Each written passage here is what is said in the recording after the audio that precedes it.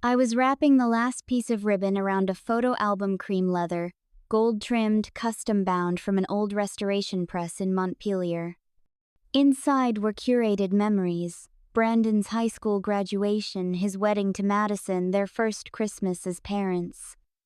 I even added a page with a handwritten note, recalling our first family trip to Cape Cod, how he got stung by a jellyfish and wouldn't stop crying until I let him eat marshmallows for dinner. It was their 25th wedding anniversary this weekend. The whole family was heading to the lake house in upstate New York. Madison had called it a reset on the group text, a chance to reconnect and breathe. I hadn't been thrilled about a long trip, but when Madison insisted I stay home to rest, I assumed it came from concern, until I heard the whisper. The voices drifted in from the kitchen, just around the corner from the sunroom where I stood with the wrapped album in hand. "Grandma Maggie's not coming to the lake house, right?" It was Lily, me 13-year-old granddaughter. Her voice soft and uncertain. A pause. Then Madison. Smooth as always. "Of course not, sweetie. She's staying here. She'll just slow us down. Besides, she never really fits in with lake house energy." I froze, the album pressed against my chest like a shield, the satin ribbon trailing from my fingertips. My breath caught. It wasn't just the words, it was how easily Madison said them. Like my absence was not only expected but necessary. Like I was a misplaced item in the picture-perfect life she curated on Instagram. I stepped back quietly, careful not to make the floorboards creak.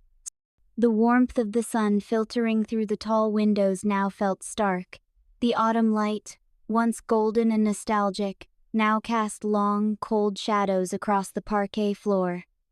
I walked slowly to the living room, my hands trembling. They had left a spot for the album on the console table by the front door, right next to the car keys and sunscreen, a polite placeholder. An afterthought. I didn't cry, not yet.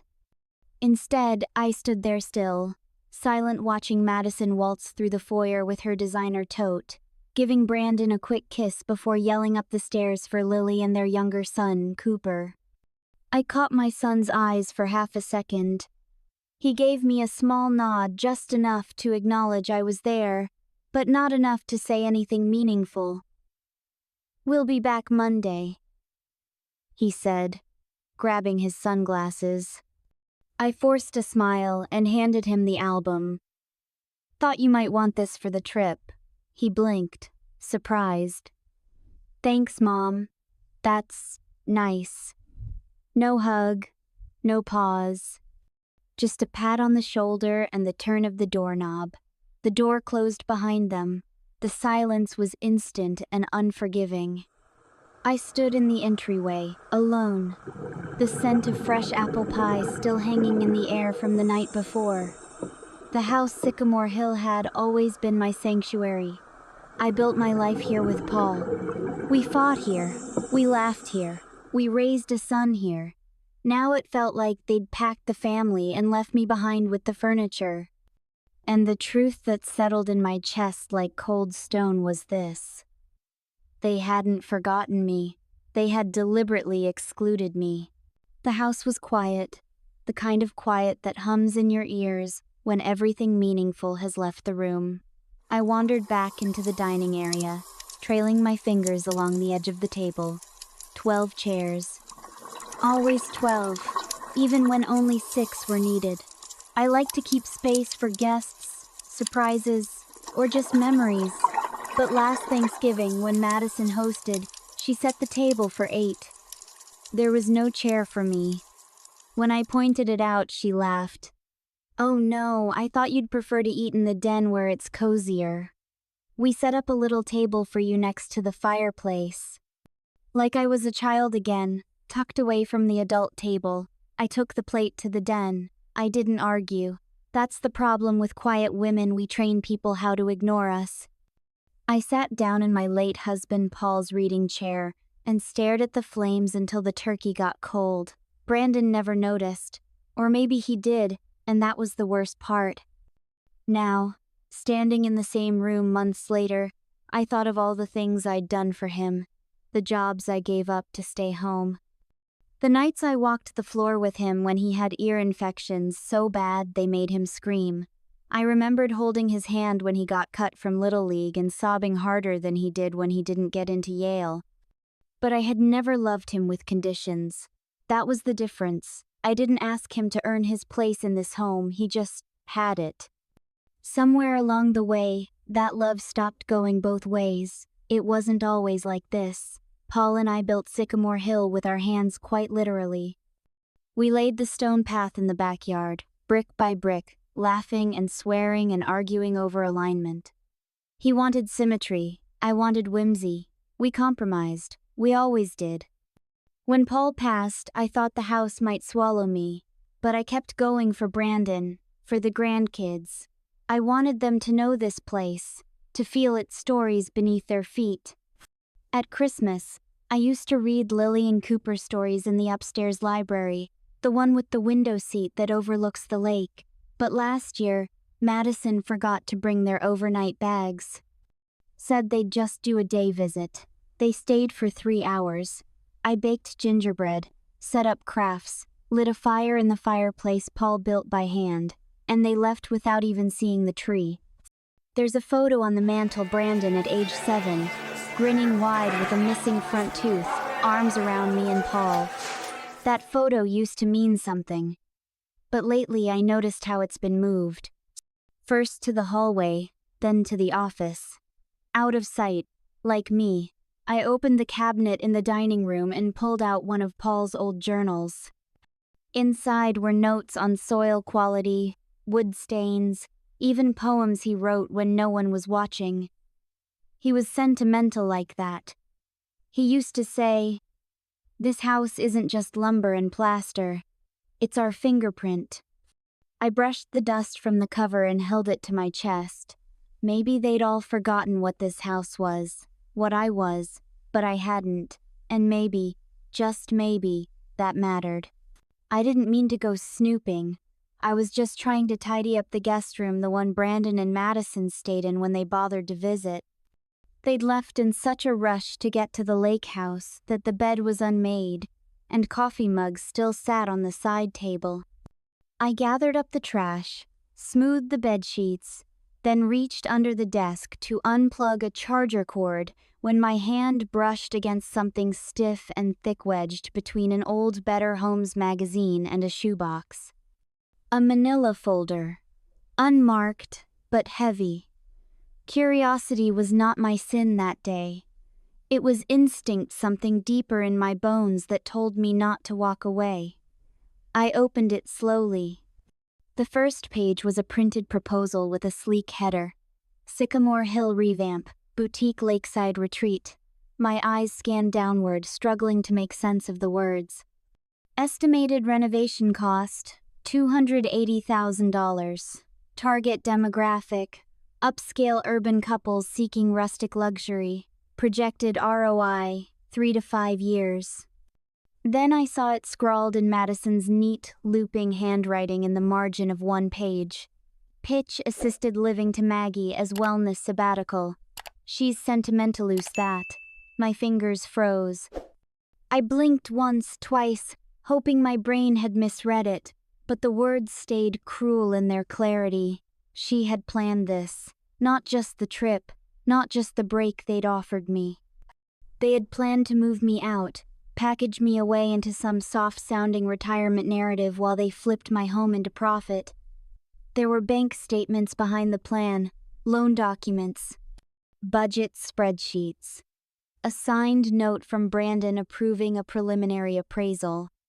They'd already spoken to contractors. Someone named Derringer Builds had sent in a mock-up design with trendy, rustic modern furniture and open floor plans that gutted the heart of the house.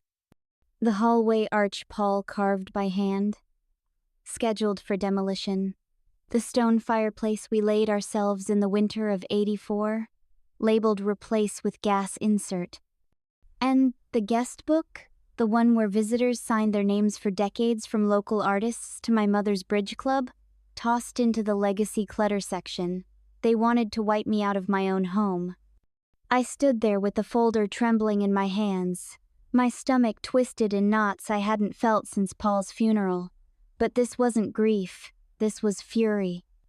I dropped the folder on the bed, my hands shaking not from age, but from rage. I couldn't believe I had baked cookies for these people just a day ago. That I had pressed that photo album into Brandon's hands thinking maybe, just maybe, it would stir something good in him.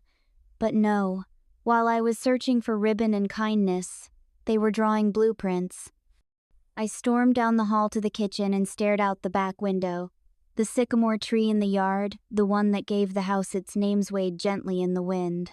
I remembered Brandon swinging from it when he was 8. I remembered Paul laughing as he pushed him higher. Did none of that mean anything anymore? Did I mean nothing anymore?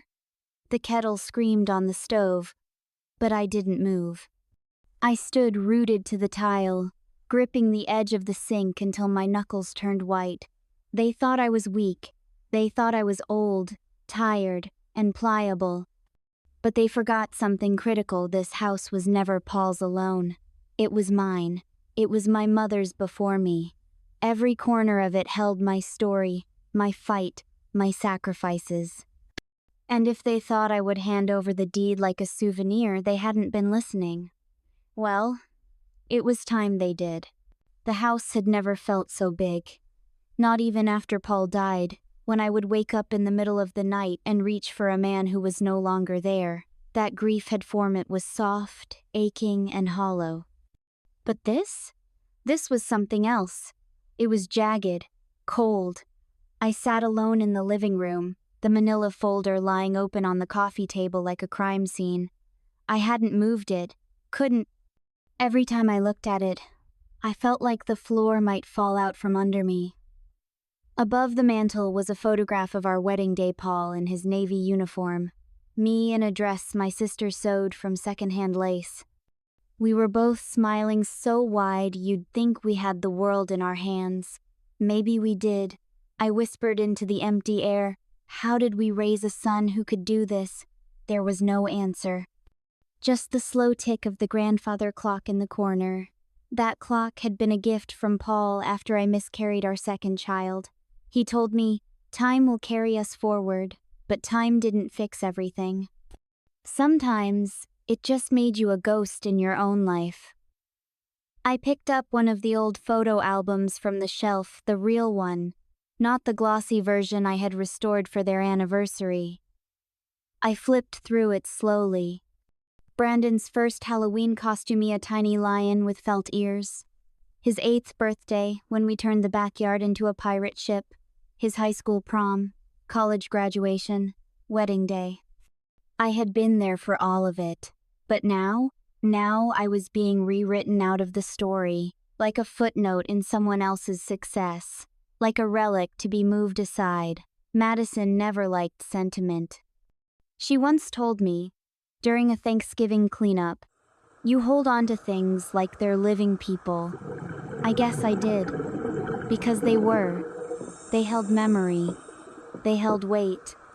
They held me when the people I loved no longer could. I stood and moved to the front window, pulling back the curtain just enough to see the gravel drive where Brandon used to play basketball with his friends. That hoop was gone now. Madison thought it was an eyesore. She wanted things clean, curated, like the house was just a backdrop for a lifestyle blog. But to me, it was everything. The creaking floorboard in the hallway that Paul refused to fix because it reminded him we were still alive. The patch of mismatched wallpaper in the study where Lily drew on the wall and I couldn't bring myself to cover it up. Even the kitchen tile, some of them still cracked from when Brandon dropped a casserole dish in 2002. I lowered the curtain. Everything in this house was imperfect, messy, human. Which is why they wanted it gone. I sank into the armchair, Paul's armchair, pulling a knit throw around my shoulders like a lifeline. The walls felt like they were pressing in, heavy with betrayal. Even the house, I feared, might begin to believe their version of the story that I didn't belong anymore. A sharp pain twisted in my chest, and I clutched the fabric tighter. For the first time in a long time, I felt old. Truly old. Not just in years, but in soul. Not because I couldn't fight, but because I couldn't yet see if it was worth the fight. The next morning, I woke up before the sun. For the first time in days, my feet hit the floor with purpose. I walked straight to the hallway closet and pulled down the old fireproof lockbox Paul kept behind the coats. The key was still on my ring-small brass, almost forgettable. I hadn't opened that box in years. Inside, the deed to Sycamore Hill. My name, and my name alone, printed across the top in bold serif font. Margaret E. Ellison. Paul never wanted to complicate things after he passed. "Keep it clean," he'd said. "The house should always be yours. Let no one contest it." I ran my fingers along the paper, crisp and definitive. They had nothing, no legal leg to stand on. No signature, no power of attorney, and now they never would. I tucked the deed into a folder of my own and made a call I hadn't thought I'd ever need to make again. Elaine Morse picked up on the second ring. She used to be Paul's attorney, sharp, unshakable woman with more common sense than a courtroom full of judges. She'd retired 2 years ago, but still handled a few private cases when the cause was worth it, as she'd once told me over brunch. "Well, Maggie," she said after I explained, "it sounds like your cause is very much worth it. We arranged to meet that afternoon." I made copies of everything Madison's handwritten notes, the boutique renovation proposal, even the emails Brandon forgot to log out of on my guest computer. Elaine was floored. "You could bury them in paperwork alone," she said, half amused, half disgusted. "They counted on you being passive. That's the fatal mistake people make when they underestimate older women we've already survived more than they can imagine." I smiled, a slow warmth rising in my chest. It wasn't just about fighting back. It was about remembering who I was, before they made me feel small. That evening, I drove into town. The hardware store clerk looked surprised to see me carrying a basket full of new locks. "All for one house?" he asked. "Yes," I said. "And it's staying one house, not a resort, not a photo op." Back home, I hired a local locksmith, Antonio, a kind man who'd once fixed our basement door after Paul stripped the screws. He showed up within the hour, no questions asked. As he worked, I offered him tea and watched each lock click into place like punctuation marks in a letter I hadn't known I was writing. By sunset, the front, back, side, and even the basement doors had new, reinforced locks. My hands might tremble when I poured the tea, but my voice didn't shake when I said, "Thank you." This was overdue. Antonio tipped his cap. "You're sending a message, Miss Maggie." "Yes," I said. "I'm sending one to myself." When he left, I stood in the hallway with the folder still in my hands. Not the one filled with betrayal, but the one with the deed. The real one. The truth. I walked it to the safe in the study, slid it inside, and locked it up again. But this time, I wasn't hiding it. I was guarding it. The house no longer felt heavy. It felt solid, real. I didn't have to scream to make a stand. Sometimes all it took was a key. The knock came just after noon 2 days later. It was sharp and patient. I didn't move. From the upstairs window, I watched Brandon pacing by the porch swing, phone pressed to his ear. Madison stood a few feet away in a tailored trench coat, arms crossed, lips pursed into that thin, practiced smile she wore in holiday photos. Their SUV idled at the curb, trunk still packed from the trip they never finished. I knew exactly what had brought them back. They'd tried to enter earlier. I saw the Ring camera alert on my phone and watched the footage. Brandon fumbling with his key, then glancing up in confusion. Madison huffed behind him. Now, they were trying the front door. Face to face. I waited until they rang the bell a second time before answering. Just a crack. The chain still latched. "Maggie," Madison said brightly, like we were old friends. "We weren't expecting changes." "Clearly," I replied. "I wasn't expecting betrayal. So I guess we're even." Brandon stepped forward, hands up. "Look, Mom, we can talk about this. I think things got a little blown out of proportion." I held his gaze. "You were preparing to move me into assisted living without my knowledge. You forged paperwork to seek home renovation loans in my name. You lied about including me in family trips. Which part was overblown?" He flinched. Madison's face tightened. "I don't want a scene," she said, voice low and clipped. "This can be resolved." I nodded. "It already has." I closed the door, let it hang in silence. Let them feel what absence really sounds like. The next morning, a letter arrived from their attorney, some junior associate from a firm downtown, asserting residency rights and requesting access to the property based on family obligation. I didn't flinch. I faxed the letter to Elaine along with the deed, the proposal, and the stack of printed emails. She called back within an hour, almost amused. "They don't have a case," she said. "But we'll respond. Formally, thoroughly, and with zero room for loopholes." By the end of the week, Brandon and Madison had received a cease and desist, backed by evidence and citations that even they couldn't spin. Elaine had even found the email Madison sent to an interior design investor detailing their creative vision for the house and the timeline for removing Maggie post-transfer. We printed that one in full. Madison never replied. But I did receive a short text from Brandon. "I didn't know she went that far. I'm sorry. I didn't answer." He needed to sit in that silence for a while. That evening, I poured myself a glass of wine and sat in the armchair, Paul's armchair, reclaimed now. The new locks gleamed softly in the hallway light, like silent sentries. I picked up the album I had once wrapped for their anniversary and flipped through it slowly. Every photo told a story. Every laugh, every smudge of frosting, every bandage, every shared sunrise at Sycamore Hill. All of it real. All of it mine. Madison could try to curate a new story, but she would never rewrite this one. As the sun dipped below the sycamore tree outside, casting long golden lines across the hardwood floor, I took a deep breath. They had tried to sell my past, but I had reclaimed my present, and I was just getting started. It's been 3 weeks since I changed the locks. 3 weeks since I stood at the front door and chose silence over shouting, a chain lock over confrontation. Since I realized that standing your ground doesn't always mean raising your voice, it means knowing when not to open the door.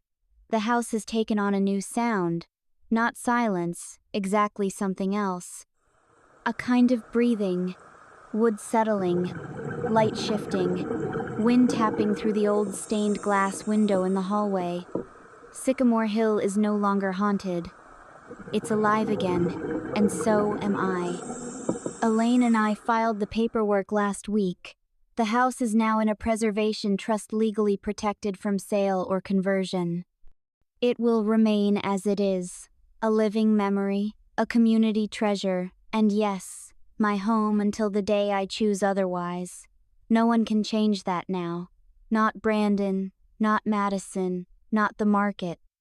That decision didn't come from anger. It came from peace. But not long after that, something I didn't expect arrived in the mail. A small envelope, hand-addressed. Inside, a folded note in shaky teenage handwriting. "I'm sorry, Grandma. I wanted to say something, but I was scared of Mom. I love you, Lily. My hands trembled as I read it, not with anger, but with release.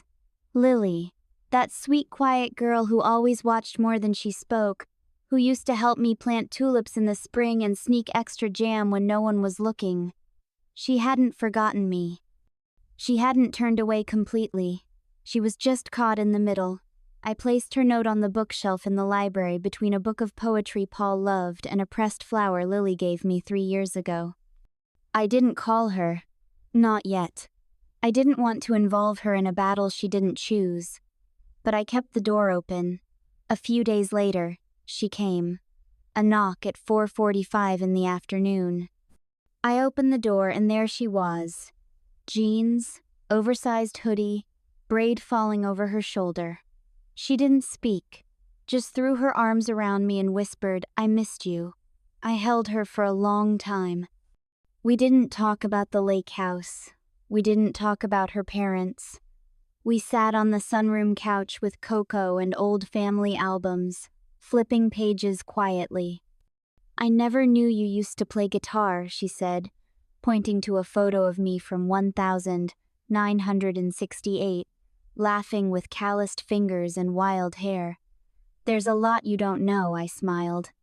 "But there's time." That weekend, she came back with a bag of library books and a small gift. A pressed flower bookmark she'd made for me. "For your writing," she said. "You always said stories mattered. And so they do." I've started writing again. A memoir maybe, or a personal history. I haven't decided. But the words are coming. The House on Sycamore Hill. A widow's fight for memory. It's not just about the betrayal. It's about the recovery, the resilience, the quiet dignity in drawing a line even when it shakes you, and the deeper strength it takes to still leave a window cracked open for those who might return. The manuscript sits on my desk now, next to Lily's bookmark and my mother's silver ring. A trinity of women who gave me strength whether they knew it or not. A few nights ago, I hosted tea in the parlor for my book club and the ladies from the museum board. There was laughter. Arguments over lemon versus chamomile. Crumbs on the rug. I didn't care. The house was noisy again. Not with chaos but with life. Later that evening, another knock at the door. I knew who it was before I looked. Brandon stood there alone, hands in his coat pockets, eyes tired. He looked like a man who had just learned the cost of forgetting where he came from. "I'm not here to fight," he said. "I'm just here." I let him in. One step, no further. He held out a small box. Inside, a delicate silver ring. My mother's. The one I gave him for safekeeping when Lily was born. "I found it in Madison's jewelry drawer," he said. "I thought it was lost." I took it gently, the weight of it surprising me. Not in ounces but in history. "I'm sorry, Mom," he said. "I know I've got a lot to make up for." "You do," I replied, "but not with words. With time." He nodded. "May I see Lily?" "She's not here today," I said. "But she'll come back. You have work to do before you're part of that." Brandon looked down, then back at me. "Fair." He didn't stay long. But when he left, I didn't feel hollow. I felt whole. The next day, I slipped the silver ring onto my finger, sat down at my writing desk, and opened a fresh page. "They tried to erase me," I typed. But I found myself again, word by word, brick by brick. As Thanksgiving neared, Lily returned with pumpkin bread and a journal of her own. We wrote side by side in the library, her legs curled under her, the fireplace crackling. "I'm thinking of writing about Grandma too," she said. "You should," I replied. "Just promise me you'll tell it true." She smiled. "Always." That night, I placed a small wooden sign by the front gate. "Sycamore Hill, a legacy of memory, not a fortress, not a trophy, a home, mine, ours." And finally, enough. Have you ever felt erased in your own home? By the very people you raised. Maggie didn't just fight for her house, she fought to be seen again, to be heard, to matter. And maybe, somewhere in this story, you saw a little of yourself.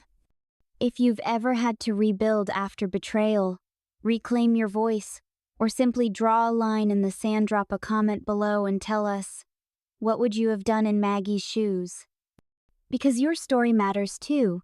And if this journey stirred something in you, that quiet ache, that strong pulse, that need for justice without cruelty, make sure you subscribe for more stories like this. Real, raw, restorative. This is where heart meets courage. Hot, hit that bell so you never miss the next moment of strength. We'll see you in the next chapter.